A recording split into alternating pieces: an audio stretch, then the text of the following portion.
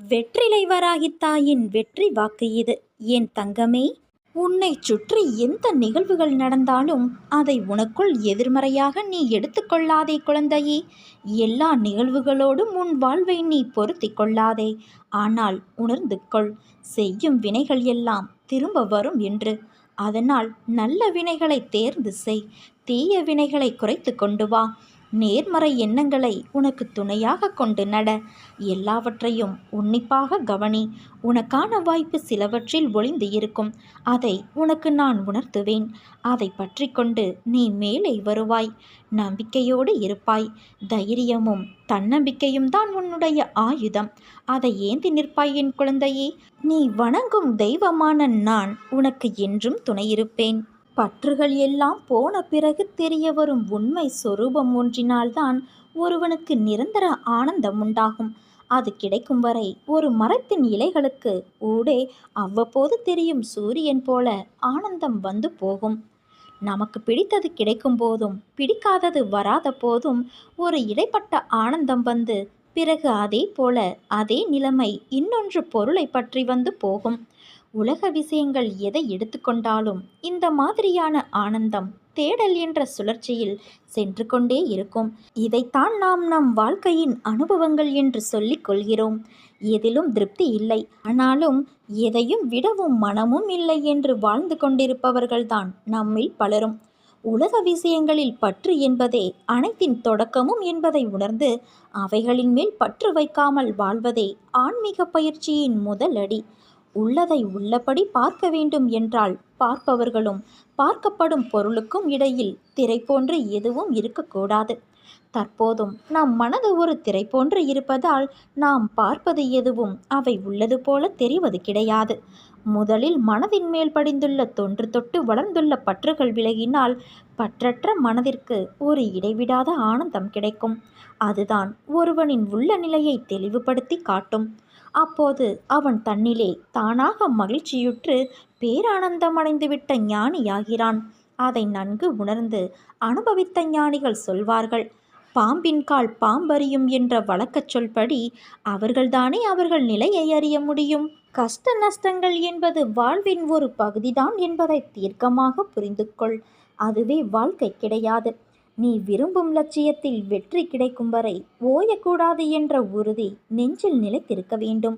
அப்போதுதான் உன்னால் சுடர்விட்டு பிரகாசிக்க முடியும். யார் உன்னை என்ன வசைப்பாடினாலும் அது உன்னை தீண்டாது. தீண்டவும் நான் விட மாட்டேன். இரவும் பகலும் எப்போதெல்லாம் நேரம் கிடைக்கிறதோ எவன் ஒருவன் என்னை பற்றி நினைத்து வருகிறானோ அவன் இனிப்பும் சர்க்கரையும் போல, அலையும் கடலும் போல, கண்ணும் ஒளியும் போல என்னோடு முழுமையாக இணைகிறான். அப்படிப்பட்டவன் எதற்குமே பயப்பட வேண்டிய அவசியமில்லை. உன் வாழ்வில் நிகழ்பவை நிகழ்ந்தவை இனி உன் வாழ்வில் நிகழும் அனைத்து செயல்களுக்கும் நானே பொறுப்பாவேன். உன் கடமைகளில் மட்டும் கவனம் செலுத்து. கனவிலும் நீ நினைக்காத வாழ்வை நான் உனக்கு அமைத்து தருவேன். நீ என்னை காண வந்தாய், மௌனமாக தரிசித்தாய். ஆனால் எதுவும் வேண்டும் என்று கேட்கவில்லை. உன் கண்களில் ஆனந்த கண்ணீர், மனதில் சிறு புன்னகை. அமைதியாக என்னை பார்த்து உனக்கு என்ன நன்மை எனக்கு செய்ய தோன்றுகிறதோ அதை உன் விருப்பப்படி செய் என்று நீ கூறிவிட்டாய். நிச்சயமாக உன் கனவுகளை நிறைவேற்றுவதில் நான் துணை செய்வேன். அது என்னவென்று நீ கூற வேண்டாம் குழந்தையே. அது விரைவில் நிறைவேறும். அப்போதே நீ அறிவாய். நீ நீண்ட காலம் நலமோடு வாழப்போகிறாய். நீ வாழும் வாழ்க்கைக்கு ஒரு நல்ல அர்த்தம் வேண்டாமா? உன்னை யாரும் பெருமையாக நினைக்க வேண்டாமா? உன்னை விட்டு போனவர்கள் மீண்டும் உன்னிடம் வந்து சேர வேண்டாமா? இது அனைத்தும் விரைவில் நிறைவேறும். ஒரு நாள் நீ சற்றும் எதிர்பாராத விதமாக ஒரு நல்ல செய்தி உன் வாயிற்கதவை தட்டும். எத்தனையோ முறை உன்னை வீழ்த்தி பார்க்க ஆசைப்பட்டார்கள், முடியவில்லை. உன்னை பற்றி இழிவாக பொய்யுரைக்க ஆசைப்பட்டார்கள், அதுவும் முடியவில்லை. ஆபத்து உண்டாக்க நினைத்தும் முடியவில்லை. இதற்கு என்ன காரணம்?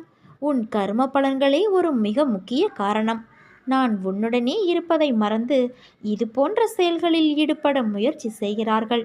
என் அனுமதியின்றி உன்னை தொட முடியுமா? யார்தான் செய்வது, என்னதான் காரணம் என்று யோசிக்கிறாயா? வேறு யாரும் அல்ல, உன்னை சுற்றி நல்லவர்களைத் தவிர மற்றவர்களுக்கும் நீ இடம் கொடுத்திருக்கின்றாய். இதை தவிர உனக்கு நம்பிக்கை எதிலுமே இல்லை. முதலில் உன் மனதில் இருக்கும் குப்பைகளை மாற்றிக்கொள்ள பழகிக்கொள். பிறகு நடக்கப் போவதைக் கண்டு நீ ஆச்சரியமாக பார்ப்பாய். நான் உன்னை அழைக்கிறேன், விரைந்து வா. நான் அழைத்தால் மட்டுமே உன்னால் வர முடியும். எப்போது உனது காலடி என் இருப்பிடம் தேடி ஓடி வருகிறதோ அக்கணமே உன் கர்ம பலன்கள் விலகிவிடும். உன் கஷ்டங்கள் அனைத்தும் உன்னை விட்டு ஓடி ஒளிந்துவிடும். நல்ல நேரம் ஆரம்பிக்கும். வாழ்க்கையில் உன்னை உயர்ந்த நிலைக்கு நான் கொண்டு செல்லப் போகிறேன் குழந்தையே. உன்னுடைய எல்லா சுமைகளையும் என் மீது சுமத்திய பிறகு மீண்டும் ஏன் அதையே நினைத்து வருத்தம் கொள்கிறாய்? உனக்கு துணையாக நான் என்றும் எங்கும் இருப்பேன். நீ போகும் வாழ்க்கை பாதையில் மிருகங்களை விட மோசமான மனிதர்களை சந்திக்க நேரிடும். ஆனால் அவர்களைக் கண்டு அஞ்சாதே. நான் அவர்களை பார்த்து கொள்கிறேன். உன் இலக்கை நோக்கி நீ போய்கொண்டே இரு. உனக்கு துணையாக நான் நிற்கின்றேன். உன் மீது வீண் பழி விழுந்தாலும் கவலைப்படாதே.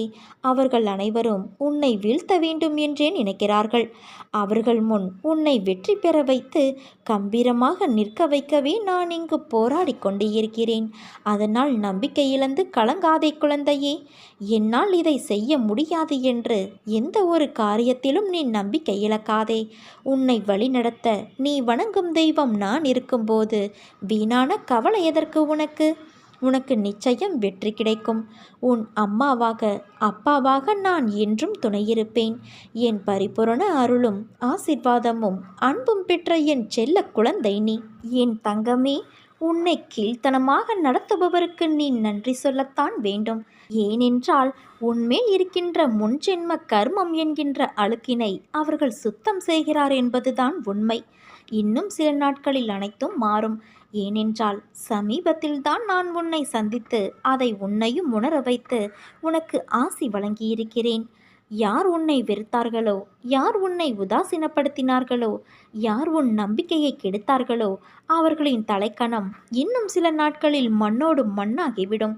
அவர்கள் முன் நீ மேன்மேலும் வளர்ச்சியடைந்து உன் வாழ்வில் வெற்றி பெறப்போகிறாய். கவலைப்படாமல் இரு. உனக்கு துணையாக நான் இருக்கிறேன். கோபம் வேண்டாம் குழந்தையே. உனக்கு வரும் அனைத்தையும் நீ வணங்கும் தெய்வமான நானே ஏற்பேன். என் அனுமதி இல்லாமல் உனக்கு எதுவும் நடக்காது. அனைத்தும் இன்னும் சில நாட்களில் பொடி பொடியாக போகிறது. உன் மனம் தெளிவாகும். நீ இழந்ததையெல்லாம் மீண்டும் பெறுவாய். என் செல்ல பிள்ளையான உனக்கு குறைகள் ஏற்படாமல் நான் பாதுகாப்பேன் குழந்தையே. உன் வாழ்க்கை வண்ணமயமாக மாறப்போகிறது. இது அருள் வாக்கல்ல, என்னுடைய சத்திய வாக்கு. உன் குறிக்கோளில் நீ உறுதியாக இரு. அதை பலவீனமாக்க உன்னை சுற்றி நடக்கும் நிகழ்வுகளை பெரிதாக எடுத்துக்கொள்ளாதே. உன் எண்ணம் செயலில் உறுதியாக இரு. தன்னம்பிக்கையோடு துவங்கு.